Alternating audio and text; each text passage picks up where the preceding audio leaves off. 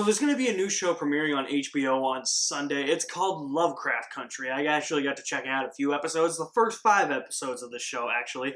Episode 1 is going to be airing on HBO on Sunday, and then the remaining episodes will air each week after that. I would just like to say thank you to my pals over at the Cinemania World podcast for hooking me up with screeners. Thank you very much, Dwayne. As well as HBO for sending those screeners over to us. I really had no idea what to expect from this show. I can finally talk about the show. I can't go in depth about each episode. I can just give my general thoughts. We are embargoed from talking about each episode and spoilers about each episode until after each episode airs, but I can give my general thoughts now that the embargo has lifted. Lovecraft Country takes place in 1950s Jim Crow America, in which an African-American man and his friends must travel across the country to find his father, but there's also some other things going on aside from just encountering racism. There are Lovecraftian monsters on the run and stuff starts to happen.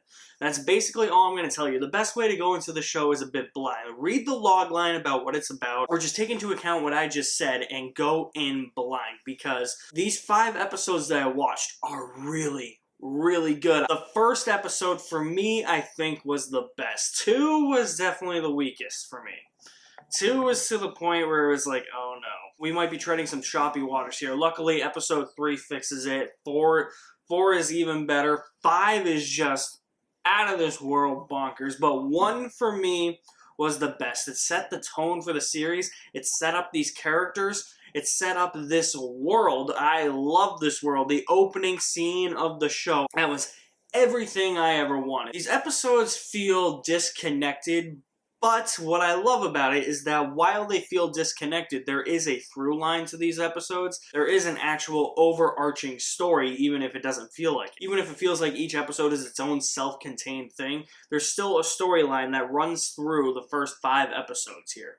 So I'm very curious to see where this season is going to go after the 5th episode. I just can't wrap my head around the fact that I'm going to have to wait until September 20th or like 30th or something like that to watch the rest of the season. That's when episode 6 is going to air. I'm definitely thinking about getting HBO Max just to rewatch these 5 episodes again. I'm telling you, you gotta watch this show. Episode 1 sets the tone perfectly. I love these characters. Jonathan Majors, Journey Smollett, who finally got her big break with Birds of Prey and is now starting to do projects like this. Courtney B. Vance, Michael K. Williams. Everybody is really good in this show. Each episode is kind of its own thing. And like I said, I love the feeling that it's connected, yet disconnected. The first episode feels like its own thing. The second episode feels like it's a bit of world building, which is why I didn't really like it all that much. It's just a lot of explaining, exposition.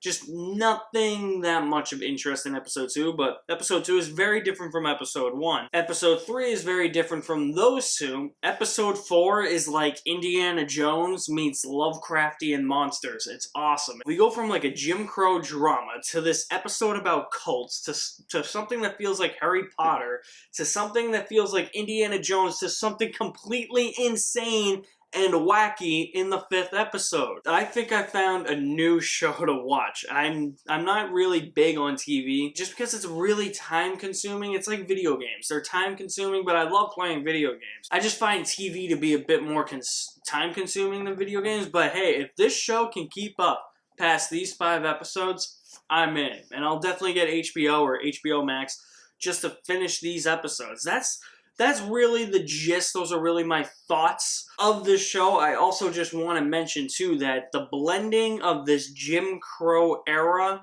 of the 1950s with the Lovecraftian monster stuff is perfect.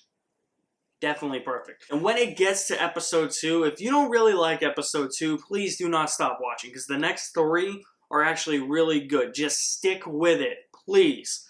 I beg you. This is a really great show. I hope you guys check it out on Sunday when it airs.